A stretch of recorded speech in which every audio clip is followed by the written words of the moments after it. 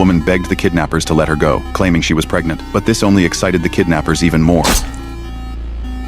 Soon, the body was discovered by the police. The woman's fiancé arrived at the scene. Seeing the bodies of his fiancée and their child, Mike broke down in tears. He swore he would find the killer. Mike's father-in-law was a detective. With his help, Mike quickly identified a suspect. He quietly snuck into the suspect's home and found his fiancée's ring, which confirmed his suspicion. But instead of calling the police, Mike decided to take matters into his own hands. He would avenge his fiancée himself. Soon after, the killer kidnapped another female student. As the man was about to make his move, Mike interrupted him. The two fought fiercely. Mike covered the killer's face with plastic, knocked him out, and shoved a tracker into his mouth. Mike wasn't planning to kill the man. He wanted to make him feel the same hopelessness. When the killer woke up, he went to the hospital to treat his wounds, but soon became infatuated with a beautiful nurse. Under his pressure, the nurse reluctantly began to undress. Just then, Mike arrived again.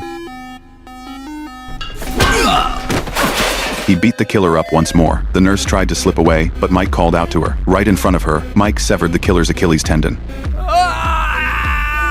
After doing this, he left the killer with the nurse for treatment, wanting him to suffer before dying. When the killer woke up again, he realized there must be a tracker on him, otherwise Mike wouldn't have found him so quickly. Then he remembered the ring on Mike's hand, and it all clicked. He knew Mike was monitoring him, so he deliberately taunted Mike with words, then used laxatives to flush out the tracker. Mike soon realized something was off. As he prepared to head to his fiancée's house, the killer had murdered his father-in-law. By the time Mike arrived, his fiancée's sister had also been killed. The killer then stood on the street and surrendered. Mike knew that once the killer was taken by the police, he would lose his chance for revenge, so he deliberately smashed open the car door, then stole the killer from the police right in front of them.